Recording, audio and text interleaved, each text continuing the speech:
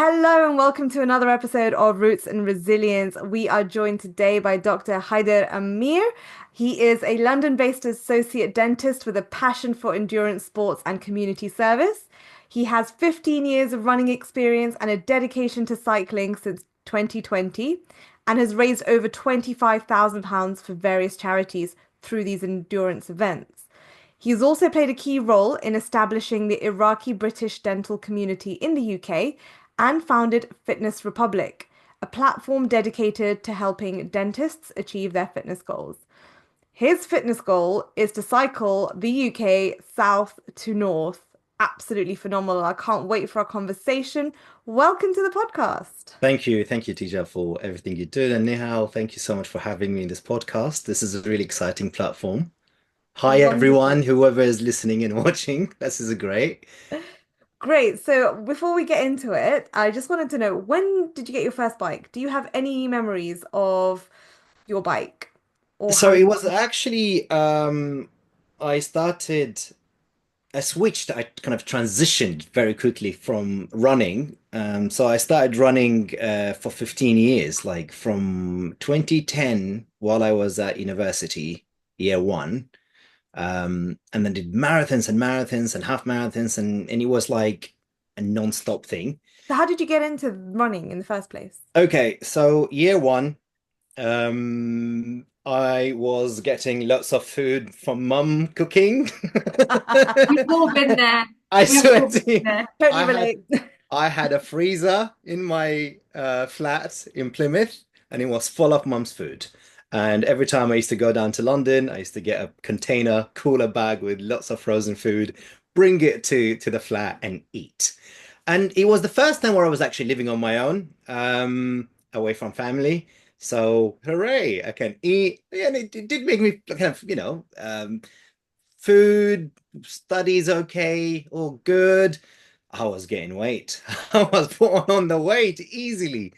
And it just got a bit boring and it felt repetitive life, student life. It was nice, but you just feel like, okay, well, I wanted to look after myself. I don't like gyms. I've never been, I don't like it. I just can't, I find it very claustrophobic. I agree.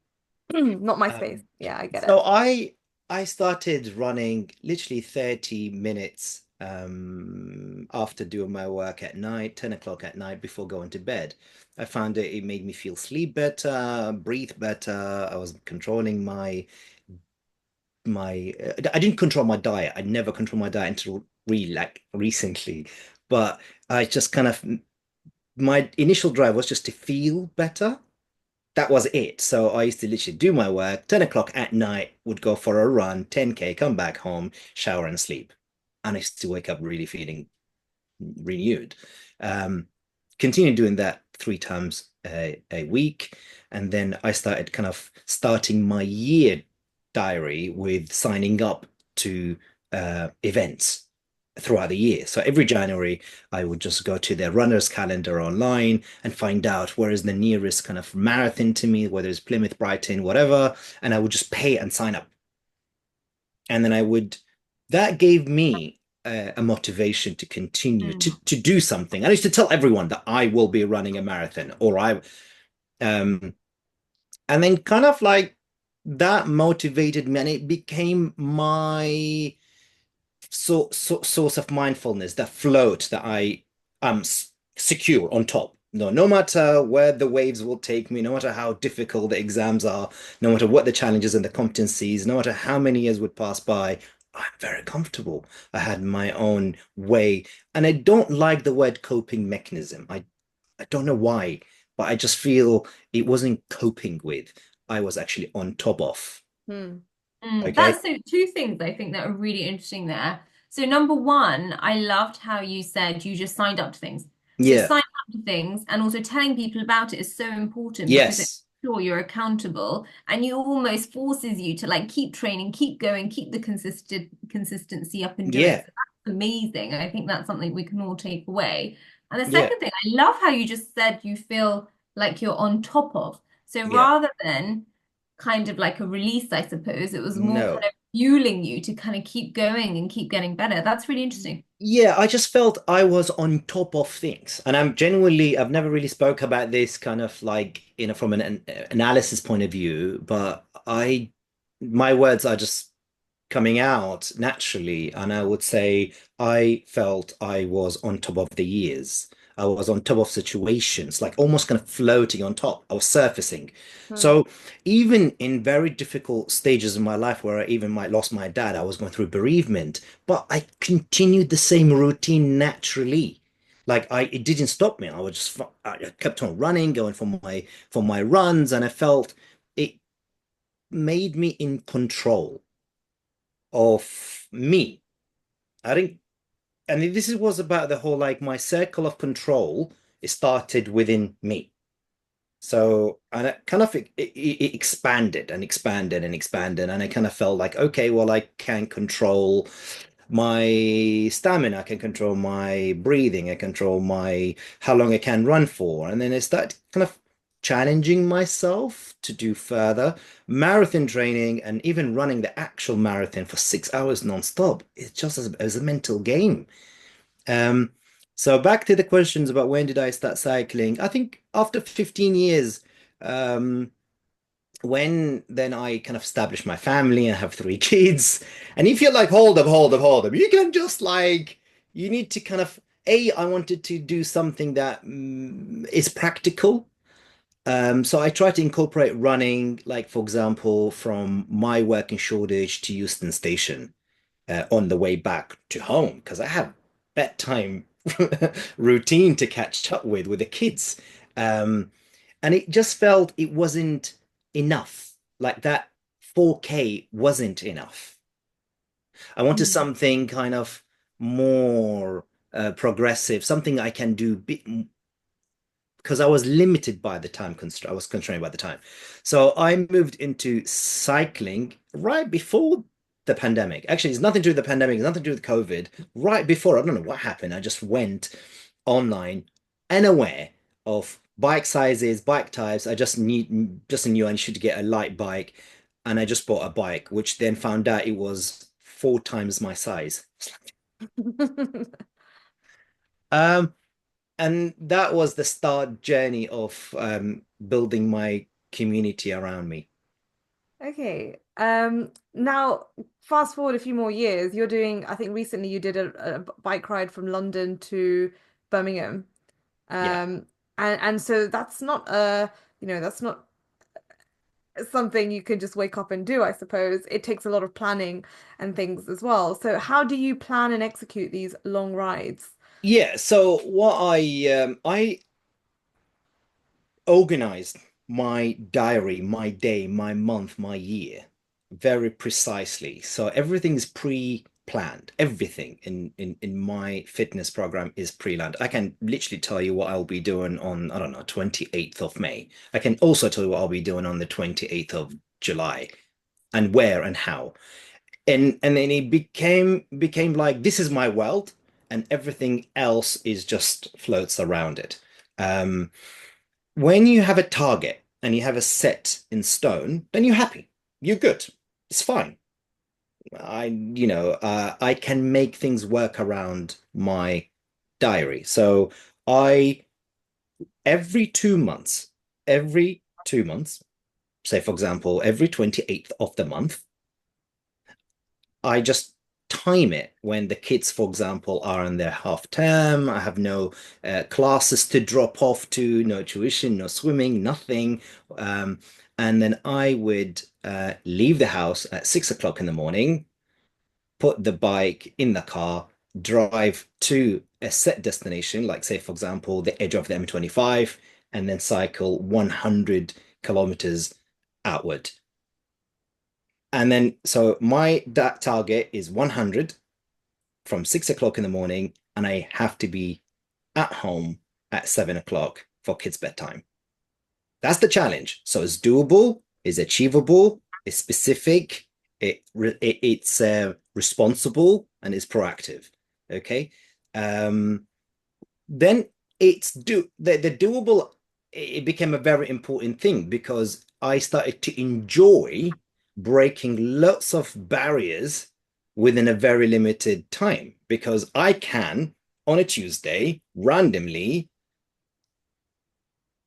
take my kids to school, drop off for breakfast club, drive to Oxford. From Watford is only about an hour or something in the morning. It took me about an hour and a half or something. So I got to Oxford at 10 o'clock and I started cycling to Birmingham for about 5 hours. I got to Birmingham about 4 o'clock, took the train back to Oxford, then drove home and I got home at 7. So it's the buzz is not actually in the ride. The buzz, I did it my way. I did it in the precise, organized way. Um, and I did something that pretty much not many people can do. Not the stamina only, but the organization part with it. Whether I'm obsessive about the organization part, probably I enjoy it, and hence why I'm involved in tons of projects all in one go.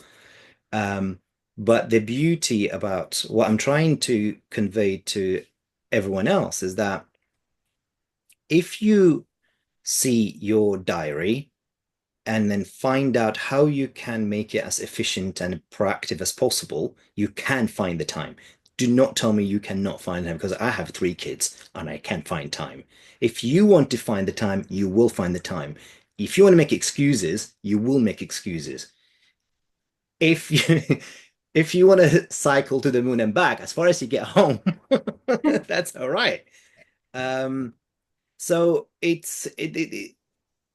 in total right now, since 2010, so to 2021, so it's about 14, 15 years I've been doing this, where pre-planned exercise. And my mission now is to tell those around me, empower them, encourage them to kind of find the time. Yeah, that's amazing. I do feel like sometimes, you hear it so often said, oh, life's so busy, life got in the way, this, that, and the other. But you're so right. If you've got a goal, will make the time. And just today, I was doing so much today and I thought, 2 years ago, Nell, 2 years ago, what was she doing? Honestly, I have no idea what I was doing 2 years ago. Now I'm just doing so much more productive every single day and just getting on with it. Because once you have a goal, you just get on with things. That's not to say rest is a bad thing. I think rest is great and productive and important. But you're very, very right. I mean, the time is there. You just need to So allocate it. for you to allocate exactly how you said you wanted to do something, but what make you do that thing? That's what I'm trying to kind of is very important. To have an effective habit, you have to have some sort of an ident something that you believe in for you to do. The purpose. What's the purpose? What makes you? What's the drive? So Yeah. personally, yeah, go on. Sorry, you were I was saying. gonna say, so what is your why? Like, Yeah, exactly. The why do you do why. what you do? Yeah. So, for example, I refuse to have diabetes. I genuinely refuse. I would not have diabetes. No matter what I do, I refuse. I mean, it's in the genes. It's in the genes, right? We all have it. I don't want to have blood pressure. I do not want to stress. Genuinely don't want to stress. I don't want to stress. That's an active choice. If I am in a situation, whether I have a flat tire in the middle of a country lane, or I can't get the matrix band on that distal of that lower seven and it's all bleeding. And I'm like, you just have to be able to pose things around you and control. My will to control, whether it's cycling or dentistry or your or parenting or relationship or whatever it is to be able to um have it's a character ethic. Your character need to have a stamina to it. You should be able to challenge yourself. You should be able to kind of self-motivate yourself. So my why, I would say, stems from number one, I want to stay healthy. I want to be a genuinely, I know this is such a cliche, but I believe as risky as cycling is, middle of the road, middle of nowhere, I understand, and we'll talk about risk with that. But what's the alternative? Am I going to be a chain smoker? Am I going to be someone who is, I don't know, stressed out at work, thinking, oh, I don't like dentistry. Oh, dentistry is very, and I get it. Dentistry is stressful. I get it. I do enjoy dentistry. But why do I enjoy dentistry? Because I have the mindset for it. Because It's just calm down. Get out of your circle of concern. We love that. We don't take responsibility. A lot of people don't actually take responsibility for the things that they are concerned about. Like we make everything someone else's fault. Oh, it's the principal's fault. It's the easy way out, isn't it? It's the way Mm. out. Yeah. I have 30 patients a day, oh, the marathon is 6 hours. Who's responsible of all of this? I'm not saying it's your is the is the per it's, so it is that start within, start to say, I will be healthy, happy, proactive, helping those around me. I feel I have a sense of purpose towards the community around me. My energy, I can put it into good. My organizational skills, as obsessive as they are, I can transfer that energy to the community, whether in the event of fundraising, I could be the initiator, I could be someone to bring everyone together. I don't know. Find the why.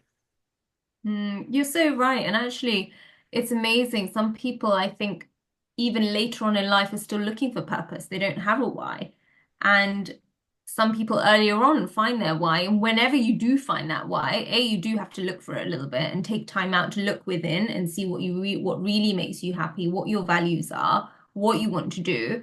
But once you find that why, keep going and keep growing, just like you are. You Yeah. thrive off that why.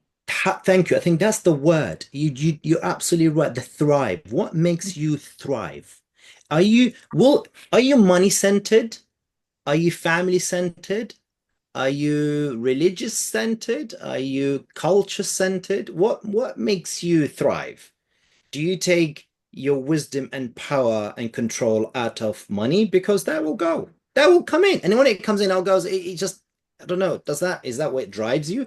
Or are you kind of family centered?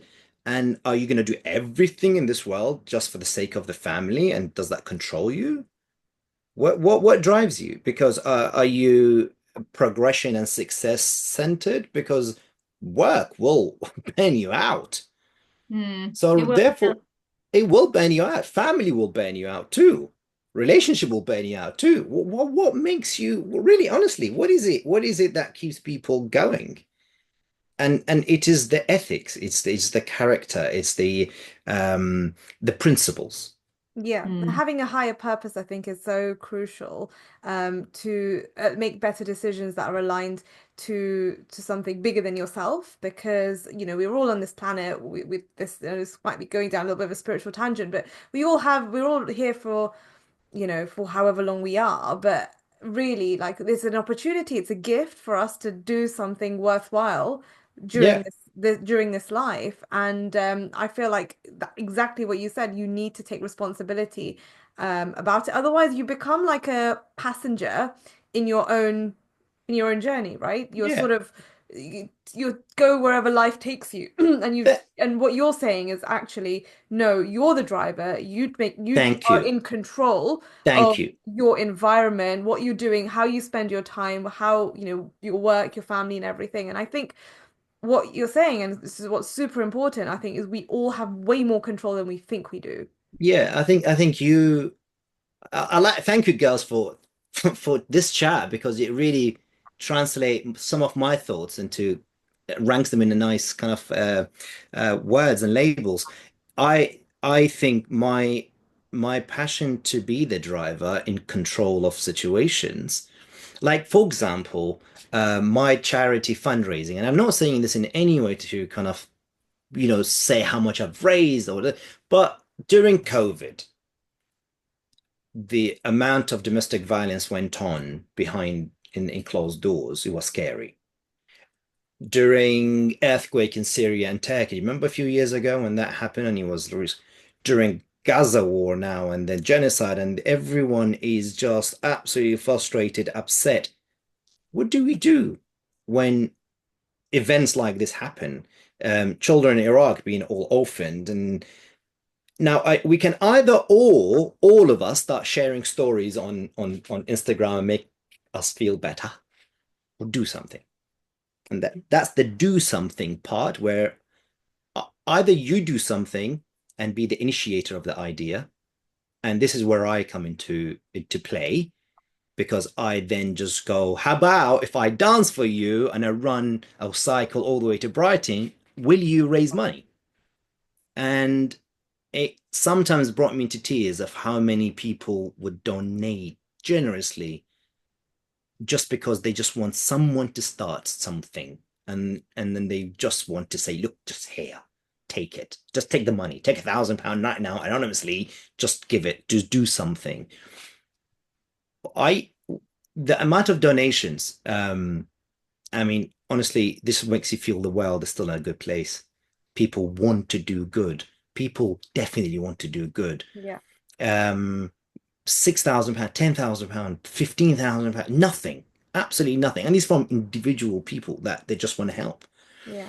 Um, and therefore, my why has been that wherever we are given, we are just means, we're just the vehicle to kind of like do good, do something. Whether you believe in God, well, then I will act as a vehicle for his mercy to go around the world, to take someone's pain away. Yeah, I will extirpate that, no problem. It makes me feel good. I did it. I got someone out of pain. I helped someone with honesty. I will not steal. I will not lie. I will treat people with all respect because that's my purpose. I know this may sound a bit cliche, but this is the why, the principles Mm. behind Mm. what we do. That's not about the money. It's actually about the purpose of the why. Why do we do that? Because we need to Mm. serve. Yeah. No, I you're think, right. And money comes and goes. It doesn't actually bring you to true joy at all. Yeah. I think what really fascinates me, I'm going to take it back a little earlier when you were like, if we asked you what you were doing on May 28th, you'd know exactly what you're doing and where you're cycling. When do you organize the whole year? What's your process of that? How do you do that? Do you know how, I always compare it to smokers. You know how like people, when they get stressed out, they pull out a cigarette and smoke. I pull out a map and start planning. I genuinely started to relate. You can build positive habits and you can build a negative habit. The trigger and the reward is exactly the same. You stress, you pull a cigarette, you start smoking, you feel good. Then you feel like rubbish about it, and you feel like, all right, actually, I need to smoke again. Or you can feel like whenever you are so busy, overwhelmed, tired, I can dream. I have the freedom. I can just sit down and think, all right, where's next? So I plot things on the map, and therefore, right now, I can tell you that technically, I have over the last 4 years, 3 years maybe, I've cycled all the way from Margate to Liverpool, from Portsmouth to Cambridge. And right now, every time I'm in the planning of cycling or planning the ride from Manchester to Lancaster via Preston. Now, the Wow. details of that thought keeps me going very nicely. So I'll be on the train and I look at the map and look at the route and I look at the altitude and look at the where do I stop and I look at and that will feed my brain for 2 months in a beautiful way. And not only that, but then I will get from and then I'll start planning my training. Which basically this is something I would like to share about how I train. yes. Um, and so what I built myself a shed, which I'm sitting in now. And for you to have a nice habit that you'll keep going to do continuously, it needs to give you a buzz, needs to make you feel happy. No matter how the exercise go, it needs to be practical. So what I did, instead of cycling every night outside in the dark, I brought the bike indoor. So the same bike connected to a turbo trainer and is connected to a TV screen in front of me, which is basically is a software that you choose where you want to ride, whether it's Scotland or California or London, flat or thing. You choose what you want, and off you go. The computer, the software will kind of control the resistance in the turbo trainer. Um, but that's also a screen which is above another screen, which I have Netflix and movies and TV and brilliant. So that become my man shed, which every man should have a man shed. Please just get a man shed. It's the God, best my investment husband's gonna for be like, all the husband, It's a win-win though. It's a win-win. yeah, yeah, I don't mind. ladies and gents, both of you just get a shed on your own where you can just sit back, get a turbo trainer, make it work. Whatever it is, it needs to work. It needs to be very practical. So when do I run? When do I cycle? I cycle sometimes between 10 to 11 at night when it's my time now. Or I get up in the morning at 5 o'clock in the morning and I will cycle from 5 to 6. Wherever I get out of that 10, which is about 30 kilometers. Effective, does the job, go shower, go to work. Brilliant. Or go shower and sleep. Perfect. Okay. But during that, when you start looking at your stats, I mean, that is about what, 90 kilometers per week, say 100 kilometers per week. That's 400 per month.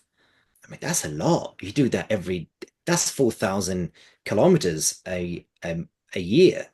And then this is just, the numbers will just, and this is why we say just the whole circle of influence will just keeps on expanding. Mm. That's incredible and amazing commitment as well to that cause. Um, so going back to road cycling, when you're doing these cycles, these cycle rides, presumably you're by yourself. In majority of cases, I do tell people that I will be running, and whoever wants to join me, they normally do. Otherwise, I just go on my own. And secretly, I actually like going on my own. Because it'd be just, I'm not going to achieve a certain speed. So I have friends who would compare. It's like, what's your average? What's your average? What's your average speed? I'm like, I don't know. I don't know. Let me cycle. I love my friends. I love my cycling community. They're like my brothers. They're like, we um but I normally go on my own. It's much easier, much productive. Yeah. Mhm. And so what do you do when you get a flat tire in the middle of nowhere? I get my kit and then start repairing in the middle Do of you, nowhere. but is your kit like hanging off your bike? Yeah, yeah. So my bike, I'm now a kind of switched to a tubeless one, so it has some sealant inside the tube that is meant to repair itself, but it doesn't really. I just paid £600 for no reason. Um, but yeah, it just makes me feel better. But otherwise, I carry all the repair kits, all the tubes, and you have to anticipate everything. And that's the again some may feel that it is a bit too risky, but it's nice. It's really nice to know anything can happen. And it's nice that your brain have that resilience to say, you know what? Anything can happen. Yes, anything actually can happen. I'm in the middle of nowhere. To be honest with you, in A roads, middle of nowhere, it's safer than London. Yeah. And that's one of my things I was going to get onto actually is I like cycling. Probably my younger days I did like London to Brighton, and my sister and I did Yeah. like the London Bike Okay. Run, which is mini compared to everything you're doing. But at the time it gets you thinking about, okay, my bike is it in good order and all the rest of it. Um but equally, it was also our first time sort of cycling on roads. And it worked okay because we were in massive groups of people, so Yeah. we felt safer that way. But Yeah. when we were training, when I was training for London to Brighton, I found it really nerve-wracking to cycle on the roads by myself. Not that I could do it, but it was just more the traffic I didn't trust. Yes. So, okay, I know we've got gym cycles, you've got like a cycle indoors and things like that, which might be a good way about working around it. But if you want to get out there, what are your advice to people who want to get out and cycle on the roads and but are terrified? I mean, you can start with your local park. That's easy to do. Some parks like Richmond Park, well, although some cars are there, but you can still cycle long distances. You can go around and around an hour. And Regent's Park, around Regent's Park, that's actually also. I'm going to talk about London based one here. Yeah. Um, but you have to also sign up that it's okay. Risk is okay. It's, no, don't use headphones, please, no headphones. Just go listen Mm. to all your surroundings. Number one, be alert, communicate well with your environment, whether there's a car behind you, let them go, signal left, right, watch what you're doing. Okay, this is really important because that's part of the fun as well. You need to kind of be on top of your game. You feel there is a nice cycle highway that connects all the way from Splasto, Stratford, going down Bow, Mile End, and it takes you down to the river embankment, all the way to the Hyde Park. And I think that is a long, long route. It's all cycle lane. It's all highways, the cycle highway. Um, Risk is there in whatever we do, whether we get in the bathtub or we in the pool or cycling in the middle of the road. Risk is risk. That there are higher risk activities, but skiing is risk as well. Football is risk. Boxing is risk. Dancing is risk. The risk is risk. But yeah, I think go for it. Don't let it put you off. Wear the helmet, have the lights, wear the right gear, enjoy it, invest in a nice bike. Right, Mm. okay. That's a good go Go on. on, yeah, go on. I was going to ask, so I would think I would love to get a bike. I did a triathlon in 2018, but I did it, the bike bit was like, I did a super sprint, so it was a mini one. And the bike bit, I think, was 10K. And I just used my normal bike. I didn't buy another bike. But if we wanted to get a bike, like a beginner, do you have any recommendations for Yeah, what bike to get? so I would say if you are just a commuter, you want to commute, say, for an hour, go for a hybrid bike. Don't go for a road bike. Just a hybrid bike for two reasons. Hybrid bike, so we have three types of bikes, excluding the whole e-bikes and so on. We have the mountain bike, the one that we all know, the big Like the chunky six top, wheel. the thick Yeah. wheels, weighs about 20 Well, I did a kg. London to Brighton on a mountain bike. It was the only way No, no. cycling. I was like, this is It's not fit for too. purpose. Yeah, I mean, as a comparison, my bike probably weighs about 7 kg. Mountain bike is about 17 kg. So this is like another 10K extra for no reason. You're just like fat bike. If you're gonna go in off-road with it, yeah, that's great. But if you're literally going to commute, you're going to the park, it's on road, you're not fancying cycling in the mud, um, then really I don't understand mountain bikes. And then you have the other end of the spectrum is the mountain bike. Sorry, the road bike, like the one I have, which is very thin wheel. It's like a feather. It weighs nothing, but easily can get punctured. Easily, like a little broken glass. Not all of them, but you can get like a flat tire. Requires lots of maintenance. I spent thousands of pounds on it. I mean, my service is about, I don't know, last time I paid is about, let's not say online. Um, but, and there is a middle section, which is the hybrid bike, which is basically, it's not that heavy. It weighs kind of half. I think it's about 9 to 10 kg sort of thing. And then you can cycle to work with, easy to use. Um, Not so fast, but that's you're not looking for speed anyway. So Mm. anywhere, any particular place that you could recommend looking, like even for a second-hand one? Don't go for second hand. Whatever you do, do not go for second hand because you'll end up paying more money trying to repair it. I Right. wouldn't go for a second hand. It's just not worth it because you get it for like £50. Say, for example, you get a bike for £50 from Facebook Market. I mean, the likelihood that someone will, I don't know, sell you something that is rusty, say for example, the joints, the bearings inside they won't work as a fresh bike. If you pay 250 or 300 and you get a decent bike that will serve you for a good 1 year, at least 2 years, even more, is better than going for a rusty bike. So, invest. See, that's the thing. Invest. You are important. You are important. You're worth it. Invest on a good helmet, invest on a good outfit, make yourself happy.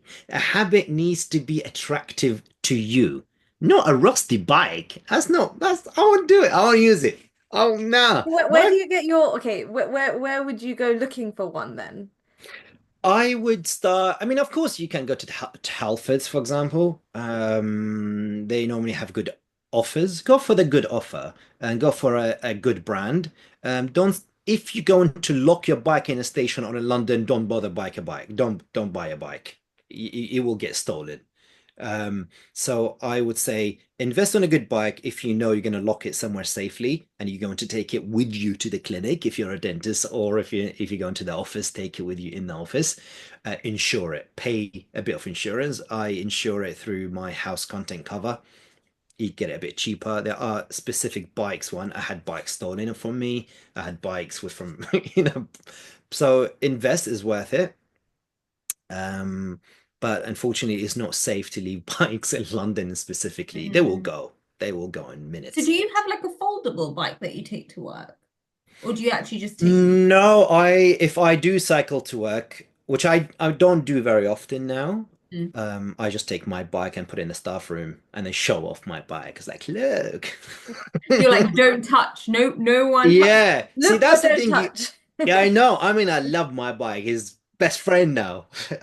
But you need to love what you do. You do need to love. You need to invest in it. Yeah. I love this Yeah. this whole conversation. Your passion has come through like so Sorry. clearly and evidently. Now moving on to this fitness platform that you've set up. Yes.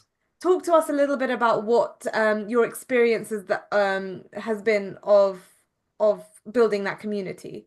Yeah.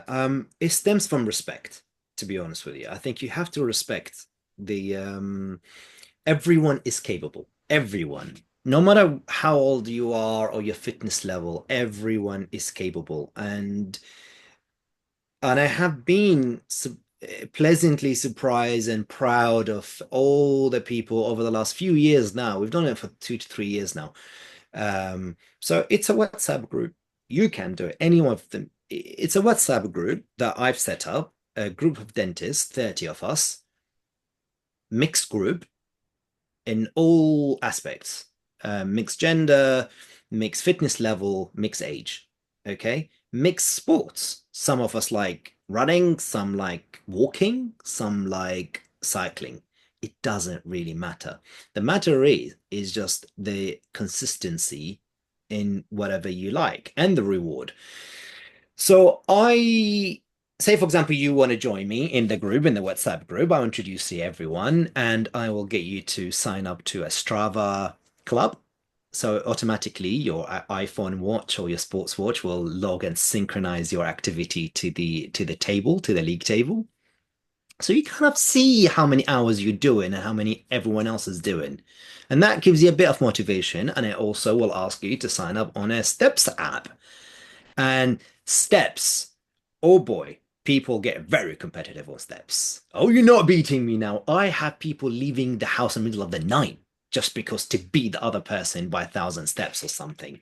And average steps, people do 300,000, 400,000 steps per month.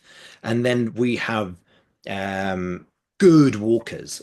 Walking is the best method of exercise I can tell you. From someone who's very hyper, done all the sports, walking is the best because you can walk. And steps is the best sport you can get into because you can count your steps going up the escalators from the station to work. You can leave lunchtime, go for a walk, count your steps, make it effective. And when you are in the middle of a group of other 30 people, you're bound to find at least 3 or 4 people who are like you, whether you either elites or beginners or in the middle. And then you find yourself kind of not competing, but encouraging yourself with them. And then you tend to stick together. You even stick together as a group and you stick to your self goals really well. I then this is the best thing. I give them a start chart. So if you do 5K run, I give you a star. If you exercise, I give you a star. If you get 5 stars, I'll give you a diamond. And if you get 5 diamonds, you get a crown. Crown? People in tears when they get a crown. I mean, a diamond, seriously, some of them it feels like a real diamond. For a second, I thought that was the actual reward. I was like, wow, I mean, I have can done I it join? before. No, no, I have done it before where I bought plastic crowns and start giving it out to everyone. And now we have, the Star of the Month and so on. So I would recommend all the groups, even within your family, get your family together, your brothers, sisters, parents, especially the parents, don't forget them. Get them Yeah. Yeah. So how involved. do you motivate that generation, like that generation, maybe our parents' generation, to Numbers, competitiveness. We all want to be the best. Get them to sign up to an app called Steps app. Yeah, they don't need to do anything. You just install it in their phone. And then you guys all kind of accept each other's invitation. And then that's it. Leave it in the pocket. And then one of you need to be the initiator who will be able to take a screenshot of every member and how many steps they've done and just share it, just show it to them. Oh boy, people will leave I everything they can't do. wait. this is such a This great is tip. gonna I be There's think great. for anyone who's got parents maybe in their like 60s and above and is struggling to kind of get them or motivate them, I think this is Show them what mum can do and show mum what auntie can do. Oh boy. Oh Get everyone boy. to Can play you off imagine each a group other. of aunties on that? They would be Get on it. is the positive rivalry. It's called synergy in the modern terms. I But love yeah, it. I love it. So as we wrap up, it's been a brilliant conversation, Haida. It's been wonderful chatting to thank you. you. What is if there's one message you were wanted to leave this conversation on and share with our listeners, what would that be? Look after yourself.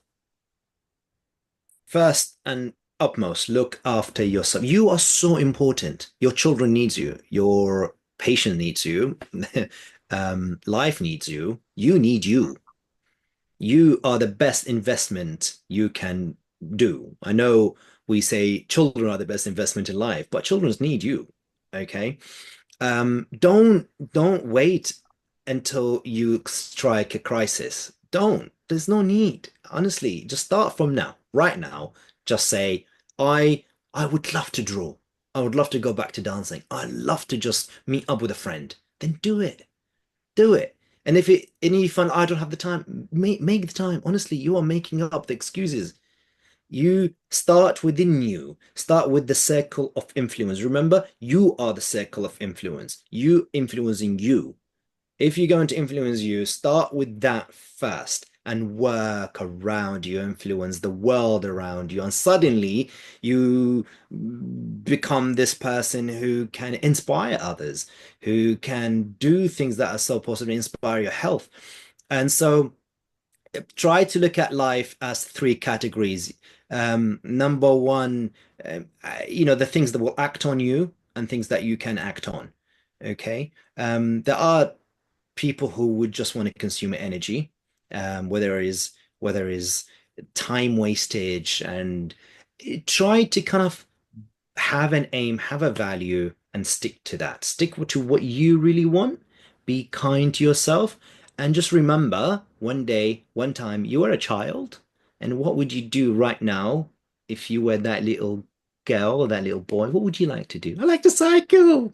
I love that. I think we need to all connect to our inner child and actually sometimes take ourselves back to what was my 8-year-old self doing? Yeah. And actually that 8-year-old self was doing everything they loved without the fear of judgment, without, any See, kind of the yeah. self-imposed limiting beliefs that you kind of pick up as you go on. What And would you like to do? TJ, what would you like to do? What's your inner child? Go I'll on. tell you Go what I on. was doing. Go on. As an 8-year-old, when we Yeah. used to have dinner parties, I was making everyone watch me dance. I wasn't, no one asked me to perform, but I would make everyone sit down and watch me dance. And recently I've reconnected to that in the Look sense of how you glow. Look how your face is just glowing. yeah, Look, yeah, look. yeah. So Everybody It's look at you. amazing. I think right? this is I'm kind of doing more of that in various, not just necessarily dance, but more on kind of on us being on stage, because that's what my younger self did. That's it. That's it. And I just Okay. reconnect Yeah. to that because it makes you reconnect to yourself, makes connect you to those around you. And then everything else will just fall into place. That's fine. You got to work happy, you see your patients, and you can relate to them more because you're You happy. can. And you know, they can sense that. I feel like now, like clinically, when you are happier, when you are refreshed, Yeah, you have more energy, you're more productive, you're yeah. a better person for your patients to be You around. care more. You care more, and you also just can connect with the patient more. You have the energy for conversation, you know? Yeah, yeah, Really, yeah, really more enjoyable, yeah. actually. Because you become less judgmental and you become more sympathetic Yeah, it's because all about the patient. yeah, You're pouring from a full cup. So it's exactly. Oh, look at you. That's Keep your brilliant. cups I full, love it. everyone. I Keep your love cups. cups. Keeps We'll fill full them whole up. cups, full cups. I think this is what it is that if you have a full cup, if you Yeah.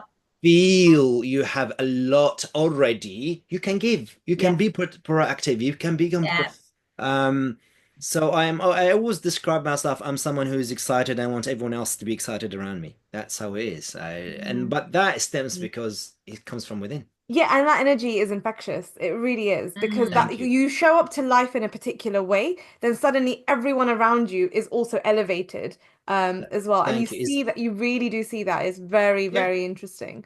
yeah. But we're gonna leave it here and we Oh, can't we can wait to do hear this about again. your goal, personal goal, and I will be following you closely, your journey to from the south of England to the north of the UK. We'll put your Instagram in the bio so anyone Yes, that That's wants it. to everyone can follow follow Cyclist your Hayder, Dentist, journey. everyone. the Cyclist cycling Dentist. dentist. Here he is. Lancaster. We'll see you soon. Woohoo! Bye, bye. See you. Thank you. Bye Take bye. care. Thank you so much.